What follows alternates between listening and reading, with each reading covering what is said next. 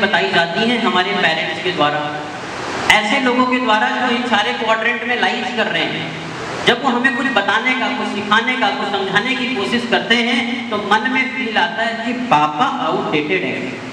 पापा को क्या पता है मोबाइल के बारे में, पापा को क्या पता है नए जीवन के बारे में, मम्मी को क्या पता है। भाई मम्मी कैसे हमारी समस्या समझ सकती है कि हम कैसे कैसे जीवन जी रहे हैं।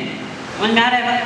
ये 15-16 साल के लड़कों में, मेरे में भी था इसलिए बता पा रहा हूँ। तो 15-16 साल में ऐसा दिमाग में आता है कि देखो ऐसा है, जो जान रहे हैं वो सब हम जान रहे हैं और जो चीज़ें हम सीख रहे हैं हम ठीक सीख रहे हैं। हमें कम से कम बाहर वाला कोई तीसरा व्यक्ति आके बता देगा तो हम एक बार मान भी जाएंगे। लेकिन अगर यही बात जो मैं बताने जा रहा हूँ ना, ये आपकी मम्मी आपके पापा दिन भर बोलते रहते हैं, लेकिन बाहर वाले की बात थोड़ी बहुत समझ में आ जाती है। तो देखो क्या है कि जब हम इस क्वाड्रेंट में या इस क्वाड्रेंट में लाइफ कर रहे हैं तो बचा हुआ जो इतना, इसी में हमें पड़ोसी से रिलेशन भी मेंटेन करना है, दोस्त के घर साइकिल पे एक स्टैंड पे ऐसे खड़े होकर के 3-4 घंटे बात भी कर लेनी है, इसी एज में सब कुछ कर लेना है, गर्लफ्रेंड बॉयफ्रेंड भी बना लेना है, सारा काम इसी एज में कर लेना है। तो फिर भगवान बेवकूफ है क्या? क्या ये अरेंजमेंट बेवजह किया गया है? सारा काम अपने को इसी 20 साल में ही करना है? नहीं ना, हमें पूरा का पूरा काम इस 20 साल के अंदर के एज में नहीं करना है। यहाँ रिस्पॉन्सिबिलिटीज बटी हुई हैं, यहाँ क्वाड्रेंट में आपकी जिम्मेदारियां बटी हुई हैं। अगर आप इस क्वाड्रेंट में हैं, ध्यान से समझिएगा पूरी बात, अगर आप यहाँ से लेकर के यहाँ तक आप लाइफ कर रहे हैं, यहाँ से यहाँ तक किसी एक बच्चे से मैं पूछता हूँ यहाँ तक में कितना हो जाएगा? 25 में, 0 से लेकर के 25 की एज तक, ये एक अप्रॉक्सीमेट है कि यहाँ तक लोगों को हमेशा सीखने की जरूरत है। लेकिन पढ़ाई स्टार्ट हर बच्चा करता है। मैं गांव का छोटा छोटा बच्चा, पिताजी ने जब जन्म हुआ तो उन्होंने कमिटमेंट दिया, हर खुशी गवा कर भी जो एक खुशी मिले, जिंदगी गवा कर भी जो एक खुशी मिले, बांट दूंगा तेरे लिए। कसम खा लिया सब खुशी तुमको दे करके रहूंगा। तो वो पापा कसम खाते नहीं बच्चे को, तो सबसे पहले जयपुरिया ही भेजना है, बड़े बड़े स्कूल में भेजना है। उन्होंने एडमिशन करा दी। अब उनको पता नहीं है कि आप तो समझ रहे हैं बच्चा 5 साल का हुआ, 8 साल का हुआ, 9 साल का हुआ, और बच्चा अपने आप को समझ रहा है मैं 25 साल का हूँ। वो तो अपने आप को क्या करता है, वो तो अपने आप को अपडेट करने की कोशिश में, अपग्रेड करने की कोशिश में, सोशल बॉन्डिंग को अलाइन करने की कोशिश में वो अपने एज से कुछ ऊपर जाने की कोशिश करता है।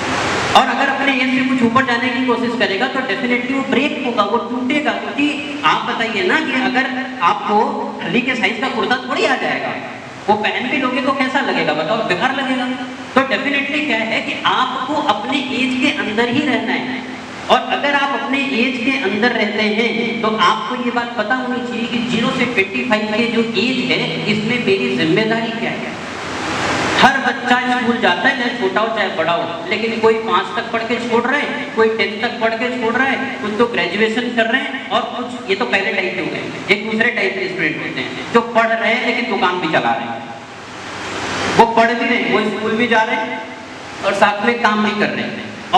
और कुछ स्पेशल कैटेगरी के होते हैं, वो कहते हैं कि देखो हम स्कूल जाते ही नहीं है, हमारा एडमिशन चल रहा है ना। ऐसे कैटेगरी के स्टूडेंट होते हैं, उनका एडमिशन चल रहा है, उनकी पढ़ाई चल रही है, वो डिग्री कॉलेज भी कर लेते हैं, वो स्कूल इंटर कॉलेज भी पढ़ लेते हैं, वो हाई स्कूल भी पढ़ लेते हैं, नकल विकल मार करके उनको डिग्री होल्डर हो जाते हैं, शादी वादी हो जाती है, उनको लगता है बस लाइफ पूरा हो गया। क्या यही है पर्पज ऑफ लाइफ? यही है 0 से 25 की जिम्मेदारी। 90% बच्चे, 99% बच्चे आज के टाइम में जब अवेयरनेस है इतनी ज़्यादा, 99% बच्चे पढ़ाई की शुरुआत कर रहे हैं। लेकिन मैं आपको बता दूं, जिस डेस्टिनेशन के लिए जिस एक्साइटमेंट से उन्होंने स्टार्ट करी है, उस एक्साइटमेंट से उस लेवल पर उस डेस्टिनेशन को अचीव नहीं कर रहे हैं। पढ़ाई की शुरुआत सब कर रहे हैं सर, लेकिन सब ऑफिसर नहीं बन रहा है, सब प्रॉपर एंटरप्रेन्योर नहीं बन रहा है, सब जो है टीचर नहीं बन रहा है, सब किसी हाई प्रोफाइल को बिलोंग नहीं कर रहा है, सब शुरुआत जरूर है। तो कहीं ना कहीं बीच में प्रॉब्लम है ना। अब वो बीच की कितनी प्रॉब्लम हो सकती है, मिलियंस ऑफ प्रॉब्लम है।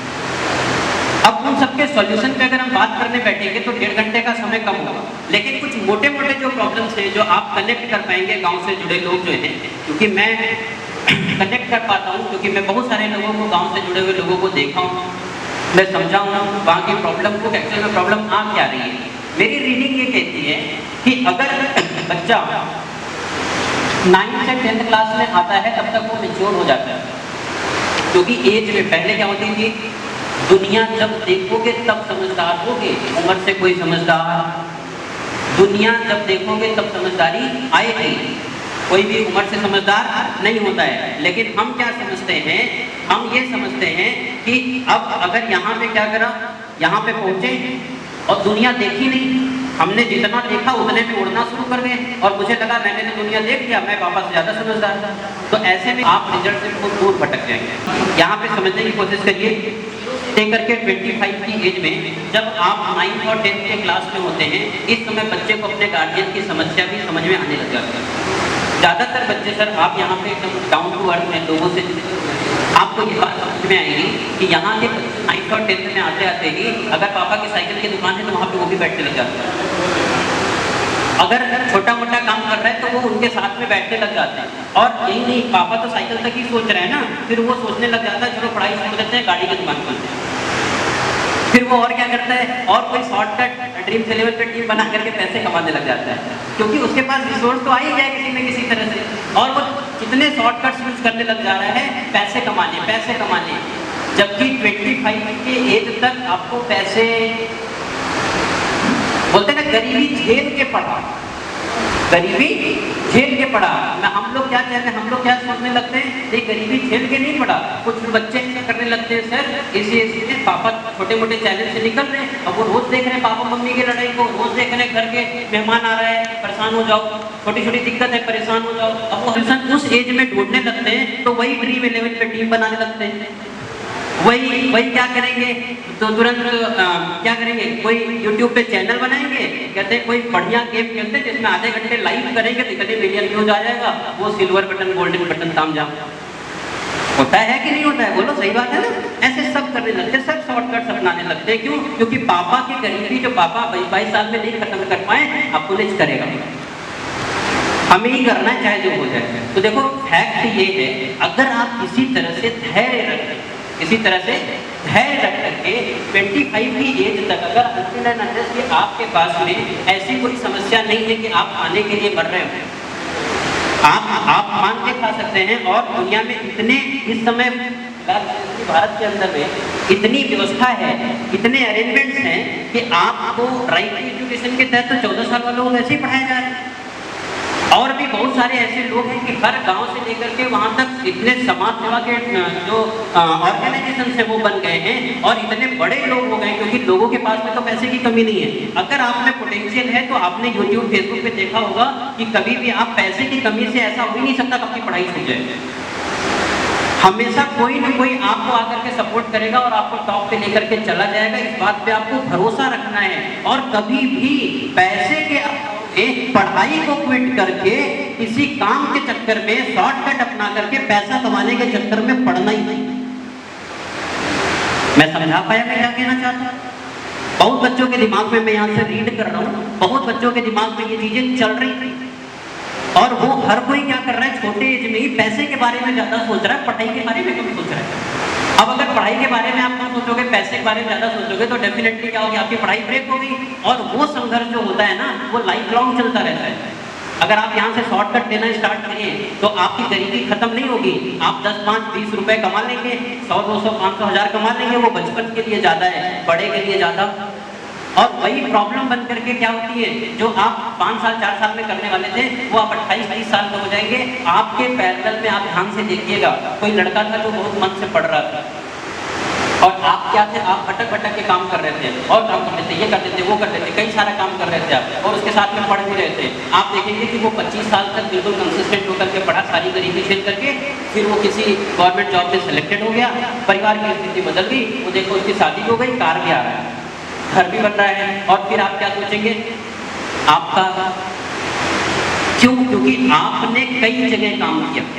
आपने क्या किया? कई जगह काम किया। और उन्होंने क्या किया? एक जगह पे काम किया। Focus focus focus, more than one focus means no focus. एक से ज्यादा अगर आपके पास में फोकस है तो इसका मतलब आपके पास में फोकस नहीं है। आपका स्वभाव जैसा है आप लाइफ के अंदर में वैसा अचीव करने वाले हैं। अगर किसी का नेचर रूड होगा तो वो किसी को बर्दाश्त कैसे करेगा? आपका स्वभाव डिपेंड स्वभाव पे डिपेंड करेगा। मेरी पहली टॉपिक क्या थी? पहली टॉपिक ये थी कि अपने को काम नहीं करना है, चाहे जितनी भी गरीबी आ जाए कोई बात नहीं है। गरीबी से आज के टाइम में कोई मर नहीं रहा। अगर अवेयर है तो किताब पढ़ोगे तो इतनी जागरूकता आ जाएगी कि पैसा कहाँ से मैनेज करना है।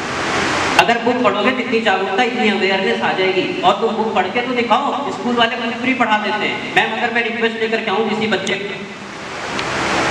और मैं बोलूँ, अब दूसरी जो सबसे बड़ी समस्या है, सर चाहते तो सब है, अच्छी बातें कौन नहीं जानता है, सब जानते हैं, 5 बजे उठना है, कौन उठ रहा है? ये जो आप बोल रहे हैं ये सब जानता है, ये सब किताब की पढ़ी पढ़ाई बातें। आप बताइए कि अगर हमारा पढ़ाई में मन ही नहीं लगता है तो वो कैसे लगेगा? अगर हम पढ़ ही नहीं रहे हैं तो हमारा मन कैसे लगेगा? मन लगेगा तब तो कंसिस्टेंसी हो पाएगी। तो मन लगाने का क्या जुगाड़ है भाई? कितने ऐसे बच्चे यहाँ पे, अभी मैं पेरेंट्स की बात में होगा, बच्चों से रिलेटेड ही बात होगी। कितने ऐसे बच्चे हैं जिनका पढ़ाई में मन भटक जाता है या लगता ही नहीं है? देखो सब झूठ बोल रहे हैं। हाँ धीरे धीरे उठ गए। हाँ बहुत बढ़िया, संख्या में बढ़ रहा है धीरे धीरे, आपके अंदर ईमानदारी आ रही है। ठीक, देखो भटक जाता है इज नॉट द प्रॉब्लम। आप बैठते ही नहीं हो, ये प्रॉब्लम हो सकता है। भटक जाता है, दिमाग भटक जाता है, ये हो सकता है कि अगल बगल के रिसोर्सेज पे डिपेंड करती है कि अगल बगल आपका माहौल कैसा है। भटक तो जाएगा ही ना। अब पापा शाम को 7 बजे आ रहे हैं, अब बच्चा 6:30 बजे पढ़ने बैठा है लेकर के, 7 बजे पापा आए, तब जी झोला वोला पसीने से लथपथ मेरी तरह झोला फेंके, बोले गुड्डू पानी लाओ। अब गुड्डू बेचारा क्या करे, अभी तो बुलेट की तरह धीरे धीरे गर्म हुआ था। अभी आधा घंटा से तो वो उल्टी सीधी बातें सोच रहा था। धीरे धीरे तो फॉर्मूला पे पहुंचा, और जैसे फॉर्मूला पे पहुंचा पापा इंटर, और बोले गुड्डू पानी। बोले किसी काम का नहीं है, पानी तक नहीं देता है। पापा को पता ही नहीं पड़ रहा है, वो अभी अभी गर्म हुआ है, अभी पढ़ने का माहौल बना है, माइंड सेट किया है। क्योंकि जो कम पढ़ते हैं ना उनको तुरंत एक्टिव नहीं हो जाते वो पढ़ के, पहले बैठे रहते हैं काफी देर तक, दुनिया जान की बातें चलती दिमाग में, उसके बाद वो धीरे धीरे फोकस हो पाते हैं। और जैसे फोकस होते हैं फिर डिस्ट्रैक्शन आ जाता है, और जैसे डिस्ट्रैक्शन आ गया तो फिर अब जनरली इनके घर में क्या है, इनके घर में पापा परेशान करने वाले नहीं है, उनके घर में पापा से भी बड़ा रिसोर्स है मोबाइल है ना। जिनके घर में पापा परेशान करने वाले नहीं, उसे नोटिफिकेशन आ जाएगा है ना। कोई परेशान है, उसने मैसेज दे दिया, पापा को दिखना है। तो देखो समस्या क्या है, देखो फोकस और एक्टिविटी में फर्क है। फोकस और एक्टिविटी में क्या है फर्क है। एक्टिविटी हम 2 या 3 एक साथ कर सकते हैं, लेकिन फोकस 2 या 3 एक साथ वो जगह फोकस नहीं लगा लगाते। हम एक्टिविटी करने का मतलब क्या, जैसे मैं बोलते बोलते इधर आ जा रहा हूँ, बोलते बोलते यहाँ चला जा रहा हूँ, बोलते बोलते मैं किसी को आकर के एक जड़ भी सकता हूँ, ये 2 एक्टिविटी एक साथ हो गया। लेकिन क्या मैं 2 जगह एक साथ इधर और इधर देख सकता हूँ? नहीं देख सकता। पढ़ाई जो है ना वो फोकस की चीज, लेकिन अगर आप इसके साथ कंसिस्टेंट होना चाहते हैं तो आपको कुछ दिन इसको एज एन एक्टिविटी करना होगा। पहले आप अपना सीडिंग हैबिट डेवलप करिए, फिर रीडिंग हैबिट डेवलप करिए, उसके बाद फोकस बाई प्रोडक्ट जनरेट होगा। बात समझ में आया? पहली बार नशा करके सबको फांसी आती है, सबको तकलीफ होता है, लेकिन गुस्से में आकर के पूरा कमिटमेंट लेकर के, नहीं मेरा दोस्त उसको झेल ले रहा तो मैं क्यों नहीं झेल सकता, फिर वो फिर झेल लेते हैं, फिर लाइफ टाइम झेलते रहते हैं। बात समझ में आएगा? तो अभी क्या है, कोई भी चीज अपने आप में नहीं हो रही है। शुरुआत में हमने उस तरीके का माहौल चाहिए। लाइफ के साथ में आपके साथ ऐसा ही हो रहा है, कुछ भी अपने आप नहीं हो रहा है। पहली बार हर चीज करी जा रही है, वो ये सब बहकाने की बात है, अपने आप हो गया। अपने आप कुछ नहीं हुआ, आपने एनर्जी खर्च करी, स्वार्थ में एनर्जी खर्च करी, तब हुआ, और जब हो गया फिर वो छोड़ नहीं रहा, तो परेशान हो रहे हैं। कुछ भी अपने आप नहीं हुआ। तो शुरुआत में अगर पढ़ाई में मन नहीं लग रहा तो क्या करेंगे बताएं? पहले तो हम ये करेंगे कि कुछ दिन तक, लगभग 10 से 12 दिन तक पढ़ाई को एज एन एक्टिविटी करेंगे। एक्टिविटी का मतलब क्या, आप बैठे रहेंगे और दुनिया जहान की बातें सोचते रहेंगे, सोच तो फ्री होगी। प्रॉब्लम तो तब आती है ना जब हम ये सोचते हैं आधा घंटा बैठूंगा और सब पढ़ लूंगा। अभी अपने आप को टास्क दे दो कि 10-15 दिन में बैठूंगा और मेरे को कोई भी बात समझ में नहीं आएगी, तो भी कोई चैलेंज नहीं है, हमें कोई टेंशन नहीं है, क्योंकि मुझे पता है कि शुरुआत के 10 दिन पढ़ाई को एज एन एक्टिविटी करनी है। 4-5 काम एक साथ कर लो, किताब खोल के बैठे रहो, और 10-12 दिन 15 दिन तक आप कोशिश भी करते रहो कि हाँ फोकस बढ़े। ऐसा नहीं कि किताब खोल के बैठे रहो, मोबाइल चलाते रहो। कोशिश करो, ऐसा एक्टिविटी करो। रिजल्ट एक्सपेक्ट मत करो कि नहीं सारे रिजल्ट एक साथ में हमको मिल जाएंगे, बड़ा रिजल्ट मिल जाएगा या 2 4 5 पेज समझ में आ जाएगा। एक हफ्ते जब आप पढ़ते हो ना तो आपको, जैसे आपने 2 घंटे का स्केड्यूल किया तो 2 घंटे में 1 हफ्ते तक आप केवल 15 मिनट का रिजल्ट ले पाते हो। कितने ऐसे स्टूडेंट जो 5 घंटे घर पे नहीं पढ़ रहे हैं, 5 घंटे घर पे नहीं पढ़ रहे हैं? अरे ईमानदारी से बताओ, मैं माइंड रीडर हूँ। डराना पड़ रहा है बोल के। अभी सही है, ठीक है। तो यहाँ पे क्या है, 4-5 घंटे लोग नहीं पढ़ रहे। अब जब 2 घंटे आप पढ़ते हो ना, शुरुआत के 10 दिन में केवल 10 मिनट का मटेरियल आपके पास में आता है, बाकी के जो टाइम है वो किधर जा रहा है, बेकार जा रहा है। अब तो बाकी का 100 मिनट या 110 मिनट बेकार जा रहा है, वो कैसे इंप्रूव होगा? फिर आप उसको कंसिस्टेंट रखिए। तो आप जब 15-20 दिन 25 दिन तक इसको कंसिस्टेंट रखते हो तो आप देखते हो कि ड्यूरेशन बढ़ रहा है। अब आप 2 घंटे में आधे घंटे का काम कर पा रहे हैं। फिर आप धीरे धीरे करते रहोगे तो 2 घंटे में आप 1.5 घंटे का काम कर पाओगे, और टाइम दोगे तो 2 घंटे में 2 का कर पाओगे। ऐसा करने में 1 महीना पूरा निकल जाएगा। ऐसा करने में पूरा 1 महीना। मेरे साथ में क्या प्रॉब्लम है, आपके साथ में क्या प्रॉब्लम है बताएं? आप लोग जिस दिन पढ़ने बैठते हो उसी दिन वो चैप्टर छोड़ना है तो छोड़ना है।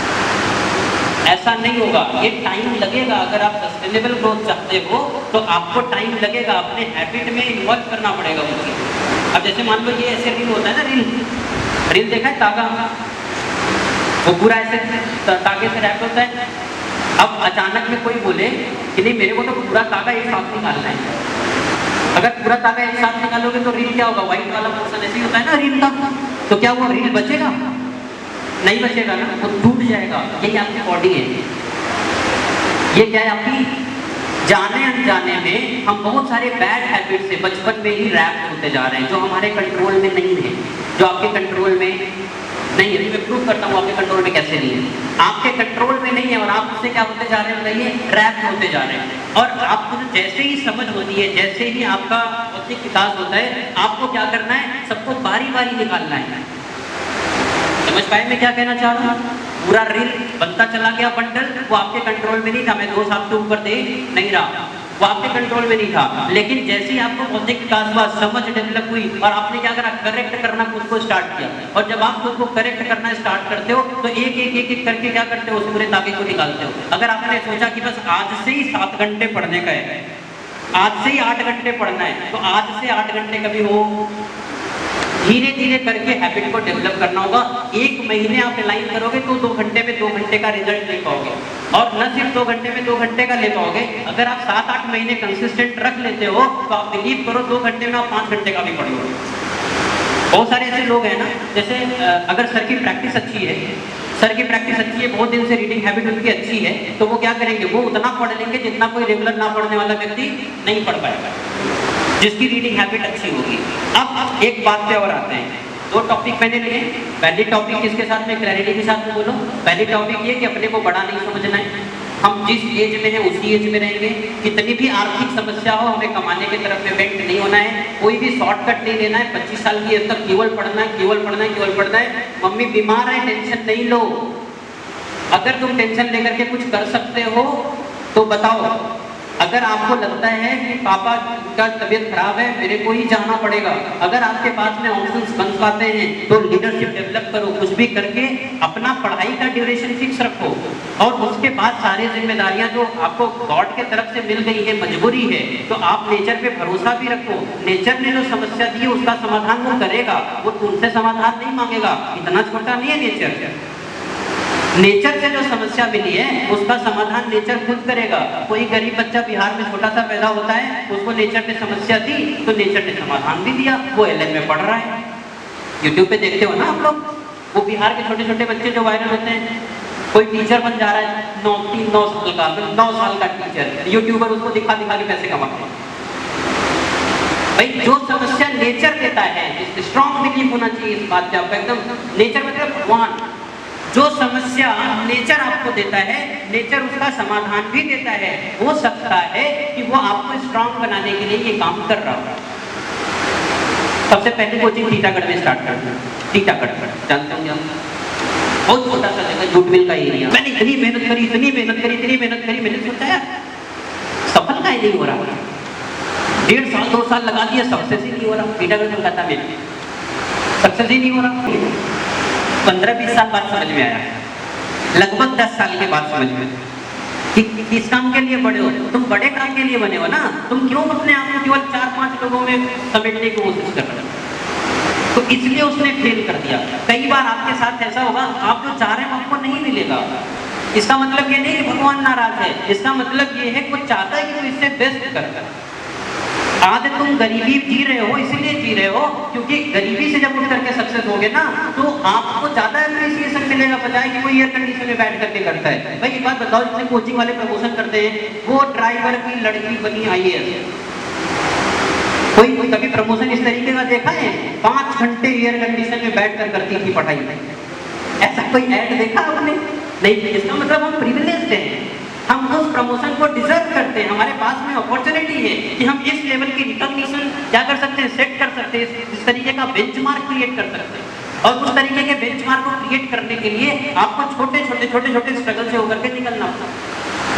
अगर आप अभी क्विट करने की सोचेंगे, अभी साथ में कुछ और कनेक्ट करेंगे, तो ये चीजें दिक्कत करेंगी फ्यूचर में। पहला कॉन्सेप्ट हमारा ये था कि पैसे नहीं कमाने। दूसरे कॉन्सेप्ट में हमने क्या बात करी है कि एक दिन में रीडिंग हैबिट डेवलप नहीं होगी, धीरे धीरे करके करना है। अचानक में करोगे ब्रेक हो जाओगे, चाहे जितनी भी पोटेंशियल हो। तीसरी बात जो मैं आपसे करने जा रहा हूँ, और 2 बातें और करूंगा फिर ओवर करता हूँ सेशन।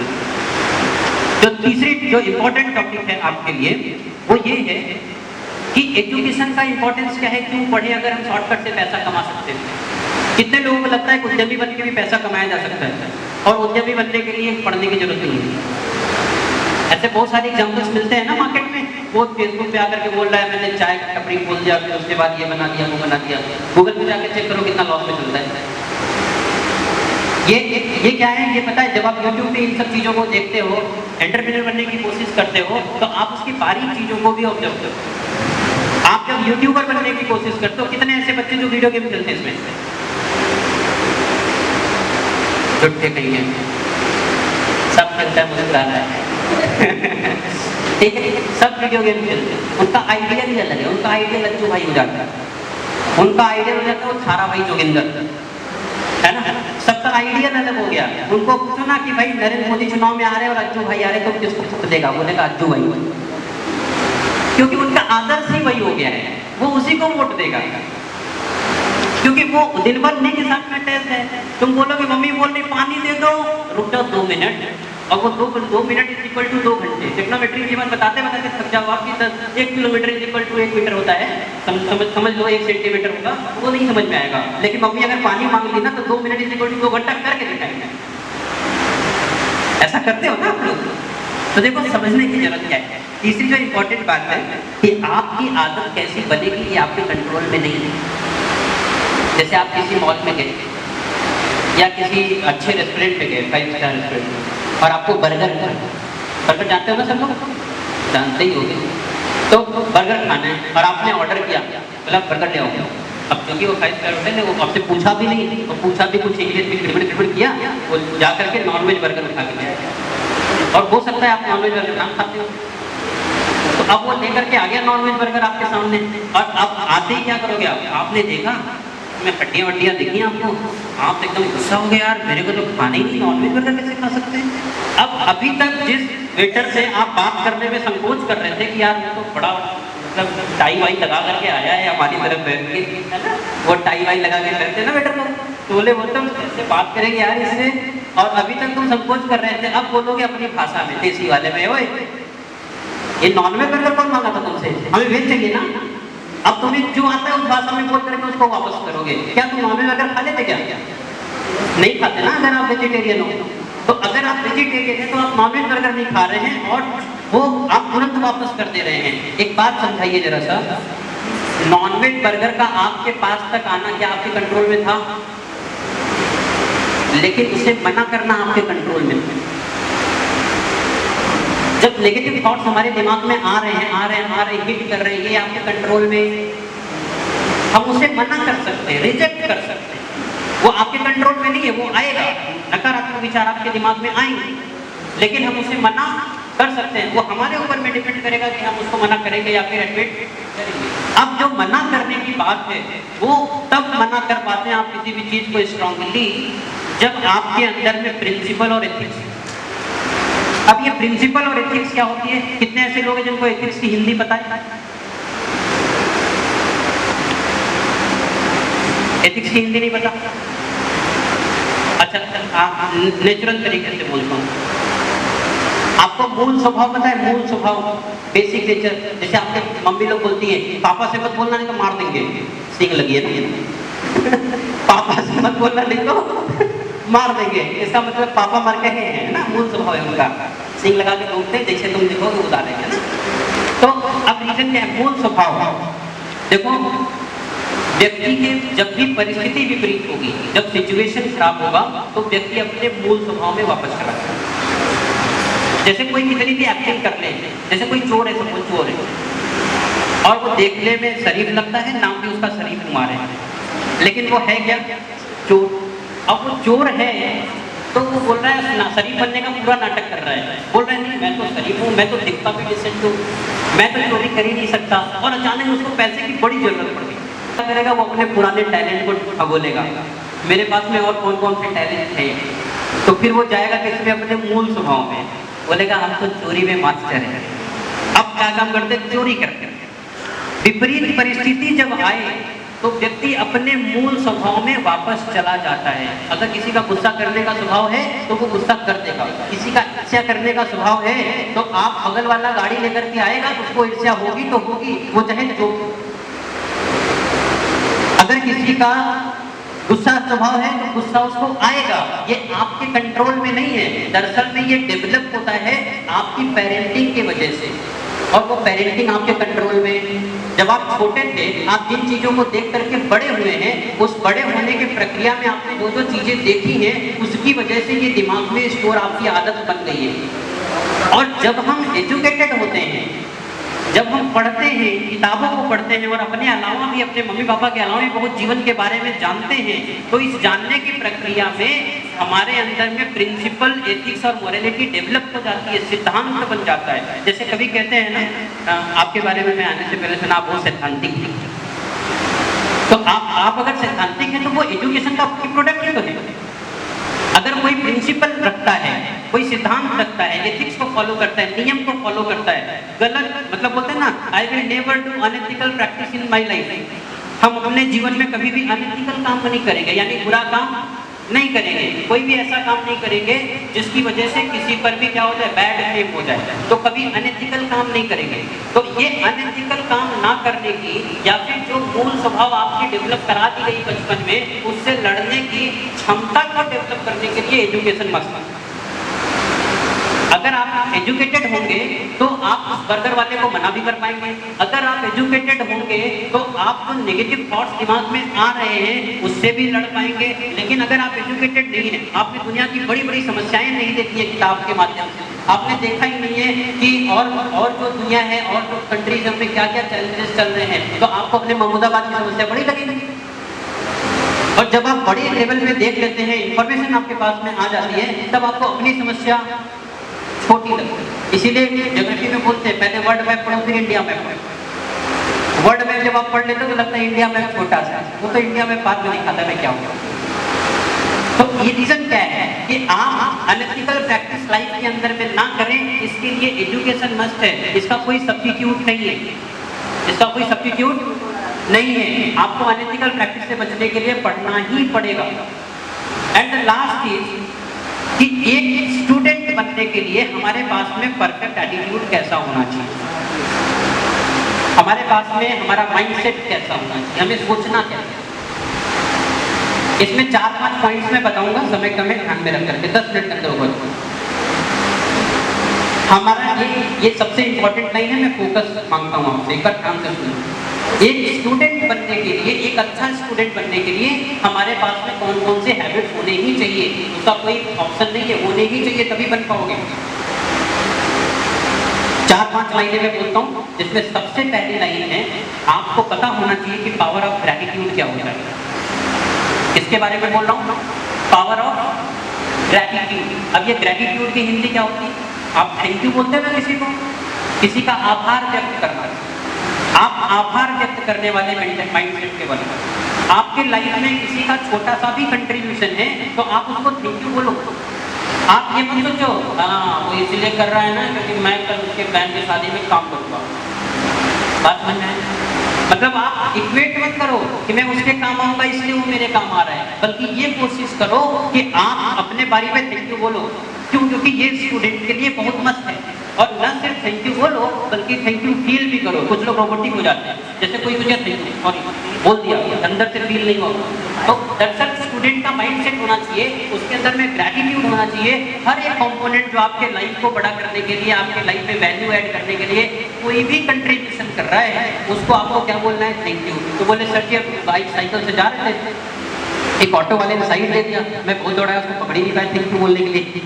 अब ऐसा वाला भी थैंक यू नहीं बोल रहे हैं। आप घर पे रात में सोइए और सोते समय जब आप निद्रा टानिए तो उससे पहले आप बोल दीजिए कि हे ईश्वर, बहुत से लोगों का हमारे लाइफ में कंट्रीब्यूशन है, बहुत से लोग हमारे लाइफ के लिए परेशान हो रहे हैं क्योंकि लाइफ अकेले नहीं चलती है, उन सभी को खुश रखें। यही हमारी आपसे प्रार्थना है, यही ग्रेटिट्यूड होता है। और जाने अनजाने में पता नहीं कितने लोग आपके काम आ रहे हैं, आपको पता नहीं यहाँ पे पंखा कौन सेट करके गया, उस बेचारे के लिए थैंक यू तो बनता है। आपको पता ही नहीं है कि इस हॉल के अंदर में आप आते समय कितने लोगों की हेल्प है। सुबह माचिस की तीली से लेकर के शाम को आप जिस बेड पे सोते हैं सब कुछ कहीं ना कहीं से किसी न किसी ने अवेलेबल कराया है। सबके रिसोर्स आप नहीं है, तो थोड़ा सा थैंक यू आप सबको जाके नहीं बोल सकते हो। एक माइंड स्टेट ऑफ माइंड आप सेट कर लो कि मेरे को सबको थैंक यू बोलना है। और एक बार में थैंक यू किससे बोल दोगे? उनके मालिक से बोल दो। उनका मालिक भी वही जो तुम्हारा मालिक है, गॉड। गॉड से क्या बोल दो? Thank you God. जो भी जिसको इसको मानता है, ईश्वर अल्लाह भगवान जो भी इसको मानते हो, वही प्रकृति है, उसको आप थैंक यू बोल दो। बोलो थैंक यू आपने उस व्यक्ति को मेरे लाइफ में लाया। पहली हैबिट आपको डेवलप करनी है लाइफ में। बात समझ में आ गई? सेकेंड नंबर की हैबिट क्या होगी? सेकेंड नंबर की हैबिट को ऐसी हैबिट कहते हैं जो केवल बचपन में ही डेवलप होती है, बड़े होने के बाद ये आदत बन जाती है, फिर करेक्ट करना बड़ा मुश्किल काम होता है। उसको क्या बोलते हैं बताइए? Beyond time. उसको क्या बोलते हैं? ऑन टाइम रहना। पहला क्या था? ग्रेट एटीट्यूड रखना। ग्रेट एटीट्यूड का मतलब क्या होता है? अपने आप को बड़ा ना समझना, छोटा समझना, किसी को सबमिट करना। किसी को सबमिट करना मतलब सब कुछ किसी को बता देना। अपने यहाँ सबसे बड़ी प्रॉब्लम क्या है? स्टूडेंट अपनी सारी बात ही नहीं बता रहे किसी। अगर वो अपनी सारी बात किसी से बताने लग जाए फिर तो चैलेंज ही क्या है, फिर तो लोग उसको करेक्ट कर देंगे, लेकिन वो सबमिट ही नहीं करता। आपके लाइफ में 2 व्यक्ति 3 व्यक्ति ऐसे होने चाहिए जिसको आप बेधड़क सब कुछ बता दो, और वो ऐसा होना चाहिए वो गाइड भी कर सके तुम सही कर रहे हो या गलत कर रहे हो। किसी चिंटू को पकड़ के नहीं बता देना कि भैया सुनो मैं ये कर रहा हूँ, जो बिगाड़ता हूँ बिगाड़ लो। बात समझ है कि नहीं? ऐसा नहीं करना है। दूसरी मैंने बताई बियॉन्ड टाइम। हम या तो समय से पहले हो जाते हैं या तो समय के बाद होते हैं। जैसे जो काम मेरे को 25 साल के बाद करनी है वो मैं उसके पहले करने लग गया, है ना। मेरे को दोस्त चाहिए अभी चाहिए, बाद में नहीं, है ना। मेरे को बाइक पे घूमना है KTM पे, अभी चाहिए, बाद में नहीं। भाई आप एक बात बताओ, शहर के लड़के को मोटिवेट किया जाए समझ में आता है, गाँव में तो मोटिवेशन की कमी है क्या? हम जहाँ से जुड़े हुए, जिस जमीन से जुड़े, यहाँ मोटिवेशन की कमी है क्या? भाई आपके मम्मी के चूल्हे की रोटी से लेके पापा की रोटी साइकिल सब कुछ आपको मोटिवेट करना चाहिए। आपको बाहर से कौन इन्फ्लुएंस करने के लिए आएगा? मोटिवेशन की कमी नहीं है, आपका आइडियल चेंज हो इसलिए लोग यहाँ पे।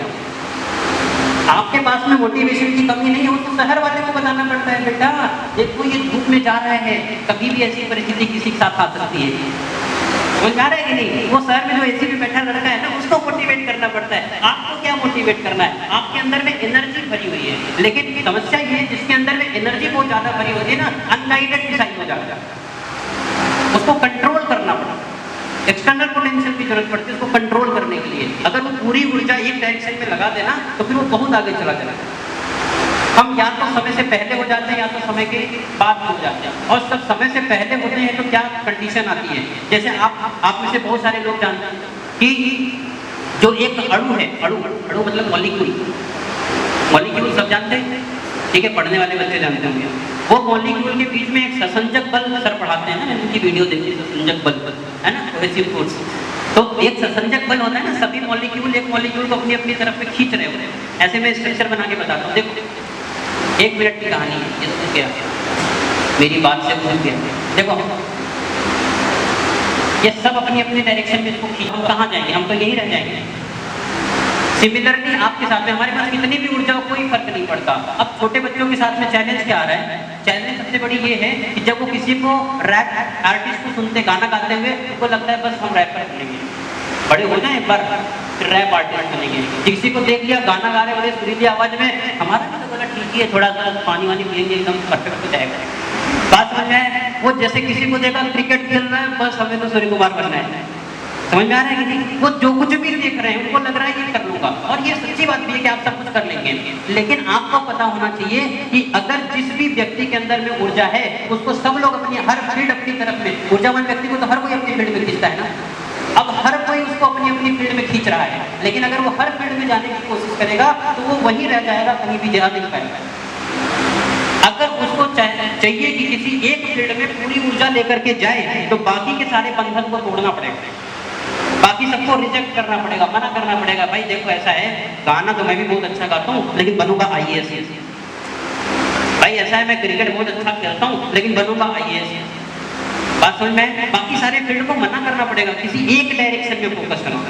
और ये आसान नहीं होता है, ये पढ़ते पढ़ते डेवलप होता है। इतना मतलब एथिक्स को डेवलप करना, प्रिंसिपल को डेवलप करना पड़ता है।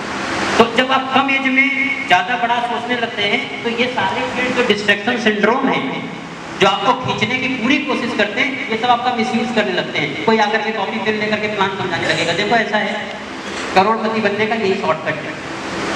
वो इतना समझा देगा ना आधे घंटे में, आप पागल हो जाएंगे, टाइम पढ़ रहे हैं भाई हम लोग। और उसमें बच्चे मोटिवेट हो जाते हैं, उसमें इन्वॉल्व हो जा रहे हैं, है ना। समझाते वाले लोग मिलते हैं कि नहीं? ये तो लोग मिले कि नहीं मिले? ठीक है, हमने भी समझाया है।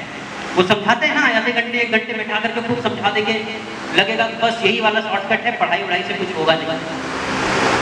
तो अब ये क्या है, शॉर्टकट अपनाने लग जाओगे। समय से पहले भी कुछ नहीं करना है, समय के बाद भी कुछ नहीं करना है, ऑन टाइम करना है। बी ऑन टाइम, यहाँ पे आने का समय फिक्स होना चाहिए, हाँ ऑन टाइम, जाने का समय फिक्स है, ऑन टाइम। ऑन टाइम करने की आदत होनी चाहिए, मतलब अगर आप किसी प्रोजेक्ट में इन्वॉल्व है। तीसरी चीज क्या होती है, तो पहला वाला क्या बोला, have a great attitude. Second चीज क्या बोली मैंने, बी ऑन टाइम। और तीसरी चीज होती है बी प्रिपेयर्ड। आपको पता होना चाहिए कि मैं अगर किसी प्रोग्राम में जा रहा हूँ और 2 घंटे का समय तो उन्होंने खुद ही लिख दिया, और आपको पता है स्पीकर लोगों के पास में पूर्ण विराम और फुल स्टॉप जैसी कोई चीज होती नहीं। वो तो लोगों का चेहरा बताता है कि अब बस कर, बहुत हो गया। समझ में आता है कि नहीं? तो अब ये क्या है कि आपका माइंड सेट होना चाहिए, आप वेल प्रिपेयर्ड रहो कि हाँ मेरे को ये प्रॉब्लम रास्ते में आएगी, और वहाँ जाने के बाद बिल्कुल फिक्स नहीं कि मैं 10:30 बजे निकल के भाग आऊँगा। वहाँ टाइम लग सकता है, वहाँ पे समय लग सकती है, वहाँ पे ऊर्जा लग सकती है। प्लस एक दिन पहले से प्रिपेयर्ड होना चाहिए, आपकी प्लानिंग होनी चाहिए, वेल प्रिपेयर्ड होते हैं। ऐसे तीसरी कंडीशन मैंने क्या बताई, आपको वेल प्रिपेयर्ड होना होगा। हर छोटी से बड़ी चीजों के लिए रिस्पॉन्सिबिलिटी खुद के लेनी पड़ेगी। ये नहीं कि मम्मी कपड़ा तैयार कर देंगी, कोशिश करो कि आप स्वयं तैयार करो। सारी चीजों की जिम्मेदारी, अपनी जिम्मेदारी खुद लेने की कोशिश करो। ये स्टूडेंट हो गया, फिर उसको कोई चीज नहीं कर सकता, उसको लोग स्वीकार करेंगे, सर्टिफाई कर देंगे, बेकार आदमी, फालतू आदमी, दुनिया भर के नाम उनको दे दिए रहेंगे। अभी प्रिविलेज तो अभी ठीक कर लोगे, अभी आप अपना काम करने लग जाओ, आप कर लोगे। मेरे से कोई बोलेगा अपना काम कर दो, नहीं कर पाऊंगा। क्यों? क्योंकि छोटे एज में अगर करा दिया गया तो कर लोगे, बड़े एज में फिर सुधारा नहीं जा सकता, फिर वो आदत बन जाती, फिर वो आ जाएगा, कन्वर्ट नहीं हो पाएगा। तो आपसे भी रिक्वेस्ट है कि अभी आप इन चीजों को जो मैंने बताया, वेल प्रिपेयर्ड होना, बी ऑन टाइम, और क्या, हैव अ ग्रेटिट्यूड, यानी आपके अंदर में थैंक यू बोलने की, लोगों के प्रति आभार व्यक्त करने की क्षमता होनी चाहिए। इसके बाद में क्या होता है, एक सिस्टम है जिसको बोलते हैं know why are you here and what are you doing. आप यहाँ क्यों हैं और आप क्या कर रहे हैं, ये बात आपको हमेशा अपने लाइफ का पार्ट बना लेना है। हर थोड़ी थोड़ी देर में, जैसे लोग भक्त लोग भगवान का जाप करते हैं, ऐसे बचते रहने हैं। आप जहाँ भी है वहाँ क्यों हैं और आप कर क्या रहे हैं। आपको जवाब अगर ठीक मिले तो मतलब आप ठीक कर रहे हैं। Know why are you here and what are you doing, ये सवाल आपको हमेशा पूछते रहना है। भाई अगर आप साइकिल पे खड़े होकर के रास्ते में जा रहे हैं और दोस्त का घर मिल गया रास्ते में, और जब दोस्त का घर मिल गया तो ये क्या, वो साइकिल पे उतरे भी नहीं पूरा, वो वही साइकिल पे ऐसे खड़ के 1 घंटे बात कर रहे हैं, और पता नहीं किसकी बातें कर रहे हैं, टाइम वेस्ट हो रहा है, पता ही नहीं चल रहा उनको कि टाइम वेस्ट हो रहा है। आपको पता होना चाहिए कि आप कहाँ हैं, क्यों हैं और क्या कर रहे हैं। ये क्वेश्चन आपको हमेशा अपने आप से करते रहना है। इसके बाद होता है प्रोटेक्ट योर एटीट्यूड। आपको अपने एटीट्यूड को प्रोटेक्ट भी करना है। जैसे आप सुधरने की कोशिश करेंगे वैसे बिगाड़ने वाले आपके होंगे। जिस दिन आप सुधरने की कोशिश करेंगे, जिस दिन सुबह 5 बजे चटाई उठा करके योगा करने की कोशिश करेंगे, सबसे पहला ताना मम्मी का, बड़ा सवेरे सवेरे उठ गया। बात समझ आएगी, शुरू पहले से, फिर दीदी, फिर भाई, फिर शुरू हो गया डिस्ट्रैक्शन सिंड्रोम स्टार्ट। एक्टिव हो गए तुरंत, वो लोग एक्टिव हो गए क्या, ये समझाने के लिए तुमसे ये तुम्हारे बस की बात नहीं है, अरे ये करने वाले बच्चे अलग होते हैं, है ना। पता लगा तुम पहले दिन किए योगा, थक गए, 8 बजे सो गए, 6 बजे योगा किए, 7 बजे आए, 8 बजे फिर सो गए। तो दूसरे को अप्रिशिएट करना चाहिए ना, बेटा कोई बात नहीं, कल फिर ट्राई करो, धीरे धीरे आदत हो जाएगी। नहीं, ये देखो घोड़ा बेच के सो रहे हैं, है ना, योगा करेंगे, इससे योगा होगा, बात समझ जाएगा। नहीं तो ऐसे लोग एक्टिव हो जाएंगे। आपको क्या करने के लिए, क्रिटिसाइज करने के लिए। तो आपको ऐसे कंडीशन में अपने एटीट्यूड को प्रोटेक्ट करना होगा। जो एटीट्यूड आप डेवलप करते हैं स्टूडेंट के बारे में, जो मैंने अपनी बातें कर रहा हूँ, ये जो आप धीरे धीरे करके डेवलप करते हैं, इसको प्रोटेक्ट करना बहुत जरूरी है। क्योंकि समस्या आपको बता करके नहीं आती है, आपको अपने एटीट्यूड को प्रोटेक्ट करना होगा। जैसे आपने कभी कभी क्या जल्दी पिताजी को रोते हुए नहीं देखा होगा। आज फादर्स डे भी है, तो मैं चाहता हूँ एक बार पिता के लिए एक बार जोरदार तालियां बजा दें। और स्वयं जो पिता तुल्य है, मैं आप सभी को यहाँ पे प्रणाम करता हूँ। आज फादर्स डे है, जैसे रक्षाबंधन होता है ना, ऐसे पिता के लिए भी एक दिन बनाया है, तो उस दिन हम लोग फादर्स डे सेलिब्रेट करते। तो फिलहाल तो आपने पिता को कभी रोते हुए नहीं देखा होगा। ऐसा नहीं है कि वो रोते नहीं है, वो अपने एटीट्यूड को प्रोटेक्ट करता है। अगर कोई बोलता है मेरे को डर नहीं लगता, इसका मतलब ये नहीं कि उसको डर नहीं लगता, दरअसल वो अपने डर को कंट्रोल करता है। बात समझ में आ रही है। जो भी कुछ भी बोले ना कि मेरे को ये नहीं होता है, भाई ह्यूमन बीइंग हो ना, सब कुछ होता होगा आपको, बस ये आपका कंट्रोल अच्छा है। सब कुछ होता होगा, हर व्यक्ति को सब कुछ होता है, बस ये उस पे उसका कंट्रोल अच्छा होता है। और कंट्रोल किसका अच्छा होता है? जो एजुकेटेड होता है। वो छोटी चीजों को छोटा ही समझेगा, वो मुर्गा के लिए लड़ाई नहीं लड़ेगा, वो बकरी के लिए लड़ाई नहीं लड़ेगा। उसको लगेगा कि बकरी छोटी चीज है, लेकिन जो पढ़ा लिखा नहीं, उसको बकरी बहुत बड़ी चीज है। उसके लिए समस्या छोटी हो जाती है। जो देश दुनिया की समस्या देख रहा है, उसको पता ही नहीं है कि पुतिन और जेलेंस्की के बीच क्या हो रहा है। वो दूसरे युद्ध में उलझा हुआ है, उसको घर का समस्या दिखेगा, तो कभी बैठा के समझा देंगे, भारत पाकिस्तान कोई बात करेगा, छोटा छोटा बात है ना, उसके लिए अपने परिवार का मामला छोटा हो जाता है। हालांकि परिवार चलाना कठिन है, देश चलाना आसान है, लेकिन फिर भी तो समझिए एटीट्यूड को प्रोटेक्ट करना उस एज में जाकर के तो आ जाता है। लेकिन अगर आप स्टूडेंट एज में ये बात सीख गए तो आप यूनिक हो जाएंगे, आप ये सीखने की कोशिश करनी होती है और आप सीख जाएंगे। लास्ट में है टेक कंट्रोल। टेक कंट्रोल क्या होगा?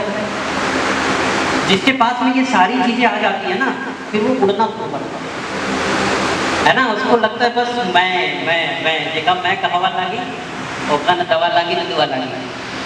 जिसको आगे अब मैं कर लिया, मेरे से हो गया, मैं फर्स्ट आ गया, मैं ये हो गया। अब अगर मैं आ गया, ऐसे कंडीशन में आपको कंट्रोल करना है। क्योंकि जैसे आपके अंदर में एक अच्छा एटीट्यूड आया, आप विन विन मेंटालिटी हो जाएंगे, लोग आपको एप्रिशिएट करने लगेंगे, इतनी तारीफ होने लगेगी, जहाँ भी देखो तारीफ के पुल बन रहे हैं। अब सपोज करिए 98% ला करके एक बच्चा टॉप कर रहा है, सपोज करिए। अब अगर उसको इतना एप्रिसिएशन मिला पूरे जो है उत्तर प्रदेश से एप्रिसिएशन मिल रहा है पूरे जगह से, फिर उसको क्या करना होगा? बैठा कर एक बार बताना होगा, बेटा टेक कंट्रोल, ठीक है तुम्हारी तारीफ, लेकिन टेक कंट्रोल ये एक माइलस्टोन है, डेस्टिनी नहीं है। और अगर ये बात उसको टाइम पे नहीं समझाई गई तो 12 में 97% उसको कम लगेगा। अगर ये बात टाइम पे नहीं समझाई गई तो 97% उसको कम लगेगा। और पता है यही रीजन है कि महमूदाबाद के नहर में 82% आने वाली बच्ची डूब जाती है। बुरी बात नहीं बोल रहा हूँ, पक्की बात है। 82% ला करके कोई क्यों कूद जाएगा? हमने पेपर में पढ़ा था, पक्की बात है ना। कोई क्यों कूद जाएगा भाई? उसको पता चल गया 83 है वो जो सम्मान दिलाएगा, 82 मतलब घटिया। और इधर लड़कों से मिलो 33 पार्टी, समझ आ रहे हैं? यार देखो क्या है ना कि अगर आपको टेक कंट्रोल सिखा दिया जाए, जो चीजें मिल रही है टाइम नहीं है, ये